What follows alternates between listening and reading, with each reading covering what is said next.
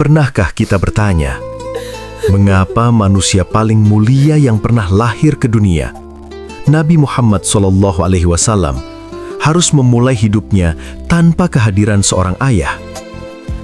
Bukan karena Allah tidak mampu menjaga, bukan karena takdir yang keliru, tetapi karena ada rencana besar, hikmah agung, dan pelajaran iman yang disiapkan jauh sebelum beliau lahir ke dunia. Inilah kisah yang jarang disampaikan, takdir besar di balik wafatnya Abdullah bin Abdul Muthalib.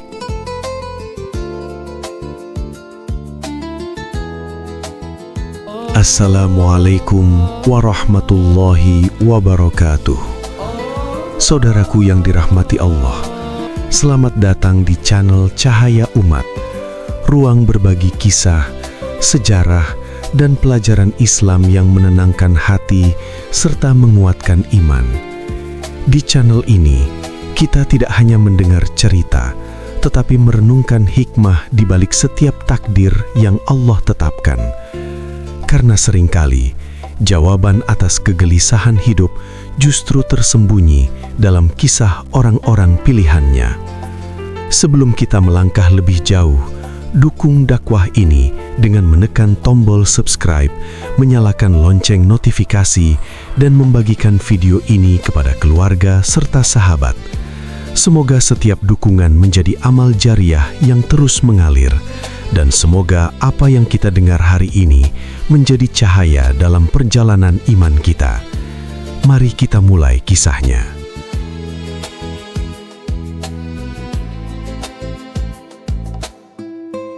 Abdullah bin Abdul Muthalib bukanlah lelaki biasa di tengah masyarakat Quraisy.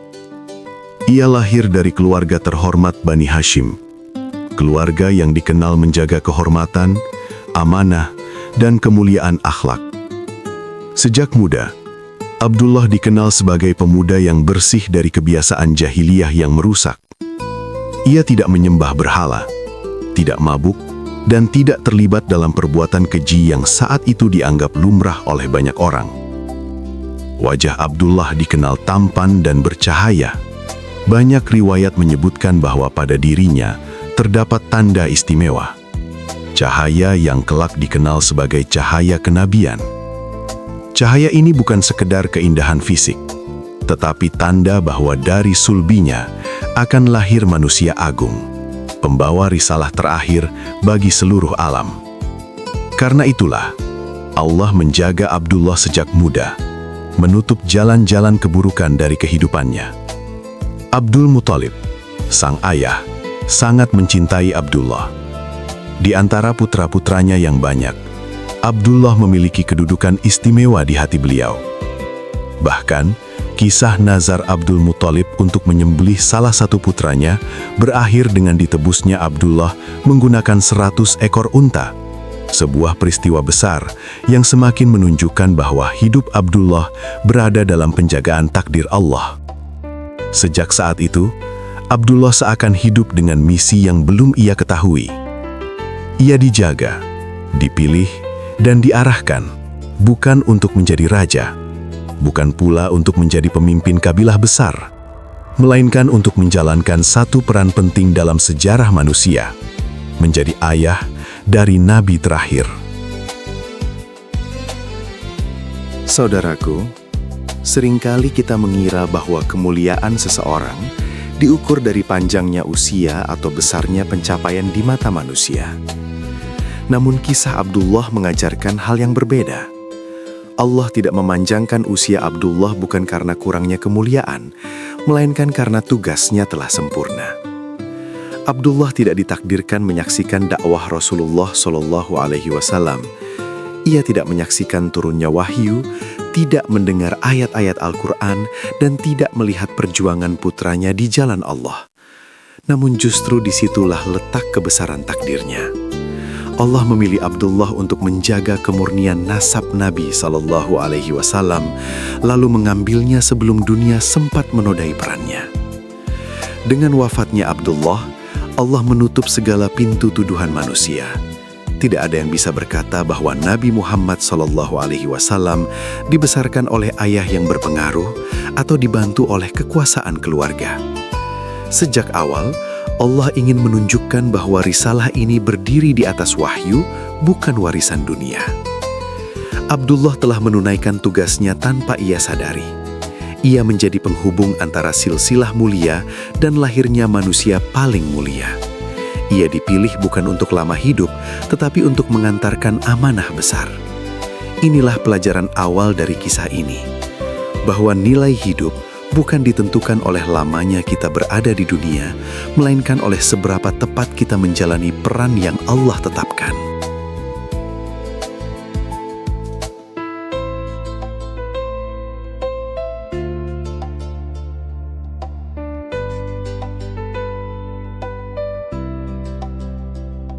Saudaraku, seringkali kita mengira bahwa kemuliaan seseorang diukur dari panjangnya usia atau besarnya pencapaian di mata manusia. Namun, kisah Abdullah mengajarkan hal yang berbeda. Allah tidak memanjangkan usia Abdullah bukan karena kurangnya kemuliaan, melainkan karena tugasnya telah sempurna. Abdullah tidak ditakdirkan menyaksikan dakwah Rasulullah SAW. Ia tidak menyaksikan turunnya wahyu, tidak mendengar ayat-ayat Al-Quran, dan tidak melihat perjuangan putranya di jalan Allah. Namun justru disitulah letak kebesaran takdirnya. Allah memilih Abdullah untuk menjaga kemurnian nasab Nabi SAW, lalu mengambilnya sebelum dunia sempat menodai perannya. Dengan wafatnya Abdullah, Allah menutup segala pintu tuduhan manusia. Tidak ada yang bisa berkata bahwa Nabi Muhammad dibesarkan oleh ayah yang berpengaruh atau dibantu oleh kekuasaan keluarga. Sejak awal, Allah ingin menunjukkan bahwa risalah ini berdiri di atas wahyu, bukan warisan dunia. Abdullah telah menunaikan tugasnya tanpa ia sadari. Ia menjadi penghubung antara silsilah mulia dan lahirnya manusia paling mulia. Ia dipilih bukan untuk lama hidup, tetapi untuk mengantarkan amanah besar. Inilah pelajaran awal dari kisah ini, bahwa nilai hidup bukan ditentukan oleh lamanya kita berada di dunia, melainkan oleh seberapa tepat kita menjalani peran yang Allah tetapkan. Pernikahan yang singkat namun penuh keberkahan.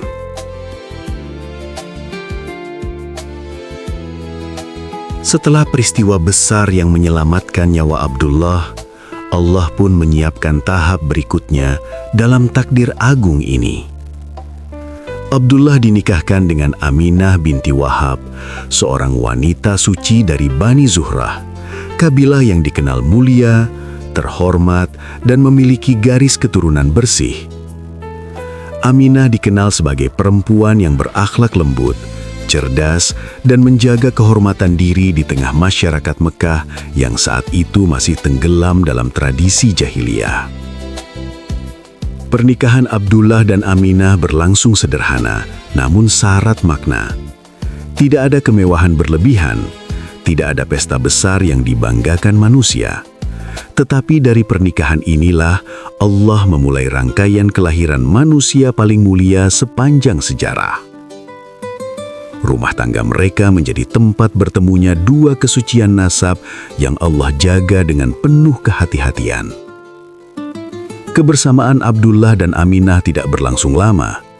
Hari-hari pernikahan itu berjalan tenang, penuh ketulusan, dan dihiasi doa-doa kebaikan.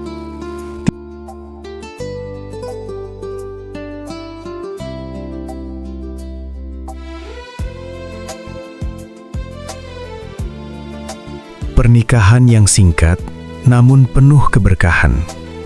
Setelah peristiwa besar yang menyelamatkan nyawa Abdullah, Allah pun menyiapkan tahap berikutnya dalam takdir agung ini. Abdullah dinikahkan dengan Aminah binti Wahab, seorang wanita suci dari Bani Zuhrah, kabilah yang dikenal mulia, terhormat, dan memiliki garis keturunan bersih. Aminah dikenal sebagai perempuan yang berakhlak lembut, cerdas, dan menjaga kehormatan diri di tengah masyarakat Mekah yang saat itu masih tenggelam dalam tradisi jahiliyah. Pernikahan Abdullah dan Aminah berlangsung sederhana, namun syarat makna. Tidak ada kemewahan berlebihan, tidak ada pesta besar yang dibanggakan manusia. Tetapi dari pernikahan inilah Allah memulai rangkaian kelahiran manusia paling mulia sepanjang sejarah. Rumah tangga mereka menjadi tempat bertemunya dua kesucian nasab yang Allah jaga dengan penuh kehati-hatian. Kebersamaan Abdullah dan Aminah tidak berlangsung lama. Hari-hari pernikahan itu berjalan tenang, penuh ketulusan, dan dihiasi doa-doa kebaikan. Tidak banyak kisah romantis yang tercatat, bukan karena pernikahan itu kurang bermakna, tetapi karena Allah ingin menyimpan keindahannya sebagai bagian dari rahasia takdir. Dalam kesederhanaan itulah, Allah menitipkan amanah besar di rahim Aminah.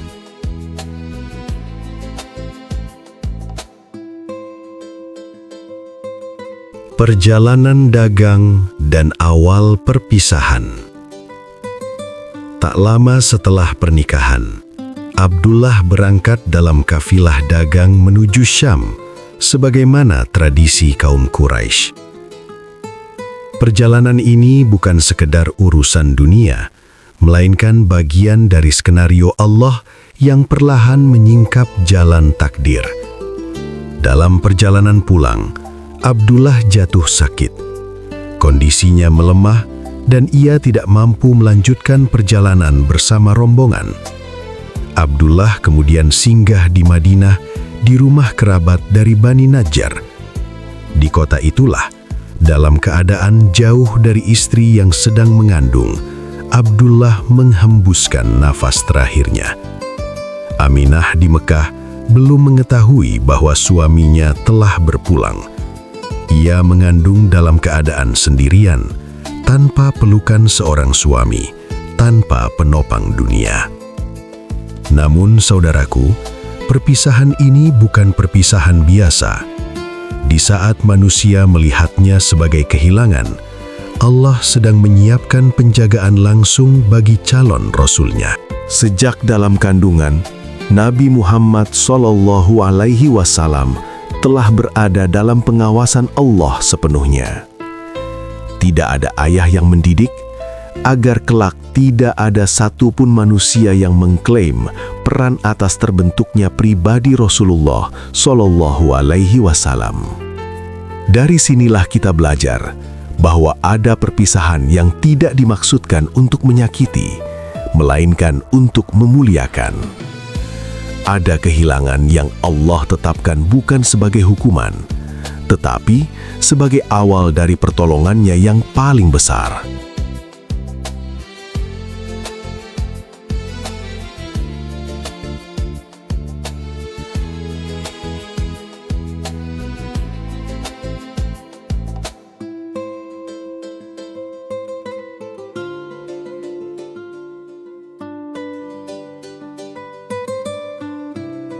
Saudaraku, tidak semua takdir dimulai dengan kegembiraan. Sebagian justru diawali dengan kehilangan. Begitulah awal kehidupan Nabi Muhammad SAW. Beliau lahir ke dunia tanpa sempat melihat wajah ayahnya, tanpa pernah merasakan hangatnya pelukan seorang ayah, dan tanpa mendengar suara yang memanggil namanya dengan penuh cinta. Abdullah bin Abdul Muthalib telah wafat jauh sebelum kelahiran beliau.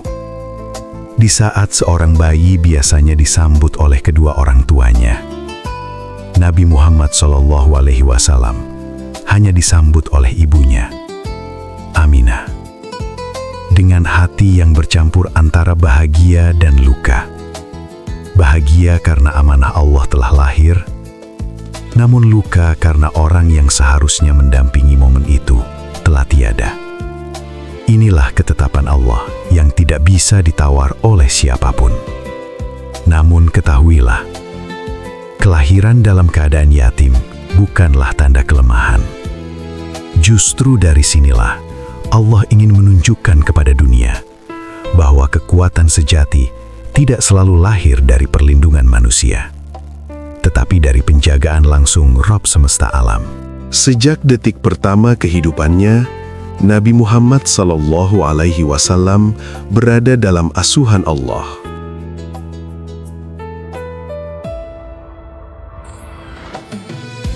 Allah sendiri yang menjadi penjaga. Dengan wafatnya Abdullah, Allah menutup satu pintu, namun membuka pintu yang jauh lebih besar. Tidak ada figur ayah yang membentuk karakter Nabi SAW agar kelak tidak ada yang berkata bahwa beliau menjadi agung karena didikan manusia tertentu. Allah ingin risalah ini berdiri murni atas wahyu, bukan pengaruh keluarga atau kekuasaan. Allah menumbuhkan Nabi SAW di bawah pengawasannya, dari Aminah, lalu Abdul Muthalib, hingga kemudian Abu Thalib. Setiap fase kehidupan Nabi SAW dipilih dengan sangat teliti. Tidak satu pun kebetulan, semua adalah rangkaian penjagaan ilahi yang sempurna. Saudaraku, inilah pelajaran besar dari wafatnya Abdullah. Ketika Allah mengambil sesuatu dari hidup kita, bukan berarti Dia meninggalkan kita. Bisa jadi Allah sedang berkata, "Aku sendiri yang akan menjagamu." Dan penjagaan Allah tidak pernah salah sasaran. Nabi Muhammad SAW tumbuh tanpa ayah, namun menjadi pemimpin bagi umat manusia. Beliau tumbuh dalam keterbatasan, namun membawa cahaya yang menerangi seluruh alam. Dari sinilah kita memahami bahwa kehilangan tidak selalu berarti kehancuran. Kadang justru itulah awal dari kemuliaan yang paling besar.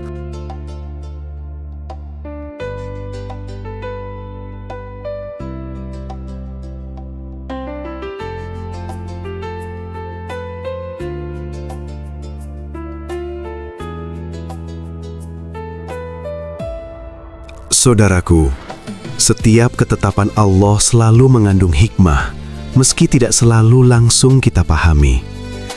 Wafatnya Abdullah sebelum kelahiran Nabi Muhammad SAW bukanlah peristiwa tanpa makna. Justru di sanalah Allah menyiapkan fondasi agar risalah terakhir ini berdiri murni, bersih, dan tidak tercampur kepentingan manusia. Seandainya Abdullah hidup dan menyaksikan dakwah putranya, manusia bisa saja berkata bahwa Nabi Muhammad didukung oleh ayahnya, dari kekuasaan keluarga, atau dari pengaruh Bani Hashim. Tuduhan-tuduhan duniawi semacam itu akan terus dilontarkan oleh orang-orang yang hatinya tertutup. Maka Allah menutup semua celah itu sejak awal. Allah ingin dunia memahami bahwa Nabi Muhammad berdiri bukan karena sandaran ayah, bukan karena warisan kekuasaan, dan bukan karena dukungan manusia. Beliau berdiri karena wahyu. Karena itu pula, sejak lahir hingga diangkat menjadi Rasul, setiap fase kehidupan Nabi berada dalam pengaturan langsung dari Allah.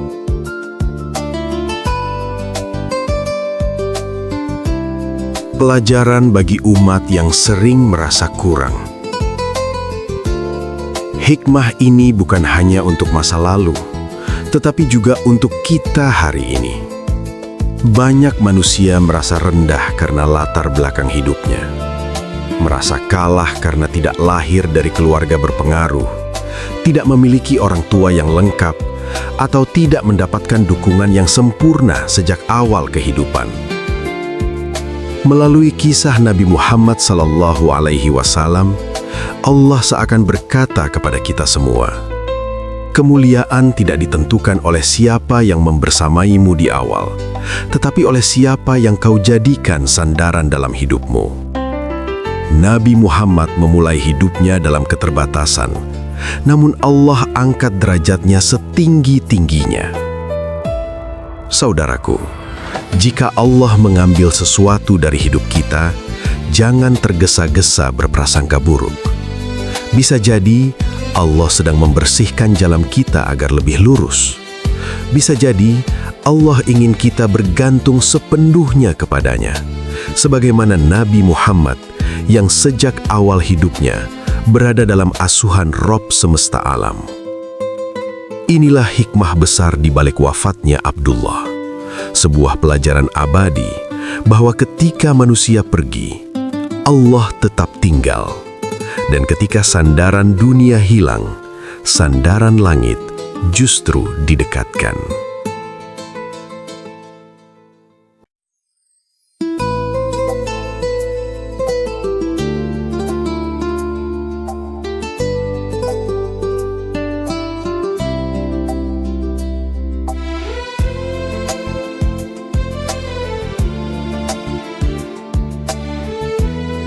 Pelajaran untuk jiwa yang pernah kehilangan. Saudaraku, tidak ada manusia yang benar-benar hidup tanpa pernah kehilangan. Ada yang kehilangan orang tua, pasangan, anak, atau bahkan kehilangan harapan dalam hidupnya sendiri. Kisah Nabi Muhammad SAW yang memulai kehidupan sebagai yatim adalah pengingat lembut bahwa kehilangan bukanlah tanda Allah membenci hambanya. Justru dari titik itulah Allah sering menumbuhkan kekuatan terbesar dalam diri seseorang. Nabi SAW tidak dibesarkan dengan kenyamanan dunia yang sempurna. Beliau tumbuh dengan hati yang peka terhadap penderitaan, memahami luka orang lain, dan merasakan getirnya hidup sejak dini. Inilah yang membuat dakwah beliau penuh kasih, lembut, dan menyentuh jiwa-jiwa yang terluka. Banyak dari kita hari ini merasa tertinggal karena latar belakang hidup yang tidak ideal. Namun melalui kisah ini, Allah seakan berbisik, "Aku tidak menilai dari apa yang kau miliki, tetapi dari bagaimana kau berserah." Nabi SAW tidak memiliki ayah, tetapi memiliki kedekatan dengan Allah yang tidak tertandingi. Saudaraku, hidup bukan tentang apa yang diambil dari kita, melainkan tentang apa yang Allah titipkan melalui setiap peristiwa. Abdullah wafat lebih awal, bukan karena hidupnya kurang bermakna, tetapi karena perannya telah sempurna. Begitu pula kita. Nilai hidup tidak diukur dari lamanya usia, melainkan dari sejauh mana kita menjalani amanah dengan ikhlas. Nabi Muhammad SAW tumbuh menjadi rahmat bagi seluruh alam, meski memulai hidup dengan keterbatasan. Dari beliau kita belajar bahwa masa lalu tidak menentukan masa depan, dan kehilangan bukan akhir dari segalanya. Jika Allah bersama kita, maka tidak ada keadaan yang benar-benar gelap. Maka siapapun kita hari ini, yang sedang diuji, yang sedang merasa sendirian, atau yang sedang bertanya tentang makna hidup, ingatlah kisah ini. Allah Maha Tahu kapan memberi dan kapan mengambil. Dan setiap ketetapannya selalu mengarah pada kebaikan, meski jalannya terasa berat.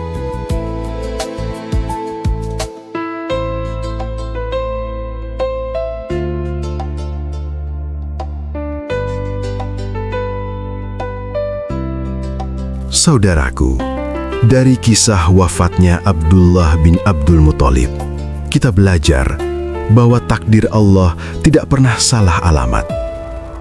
Apa yang tampak sebagai kehilangan di mata manusia, seringkali adalah jalan kemuliaan di sisi Allah. Nabi Muhammad SAW memulai hidup tanpa ayah. Namun justru dari sanalah Allah memperlihatkan bahwa Dia adalah sebaik-baik penjaga, sebaik-baik pelindung, dan sebaik-baik penolong. Kisah ini mengajarkan kepada kita agar tidak mudah berputus asa ketika hidup terasa berat. Jangan merasa rendah karena keadaan. Jangan merasa gagal karena masa lalu. dan jangan merasa sendirian saat dunia menjauh. Jika Allah bersama kita, maka tidak ada kekurangan yang benar-benar melemahkan. Justru dari keterbatasan itulah Allah sering melahirkan kekuatan yang tidak kita sangka. Semoga kisah ini bukan hanya menambah pengetahuan, tetapi juga menenangkan hati, menguatkan iman, dan menumbuhkan rasa yakin bahwa setiap ketetapan Allah selalu mengandung hikmah terbaik. Mari kita belajar berserah, belajar percaya, dan belajar ridho terhadap rencananya.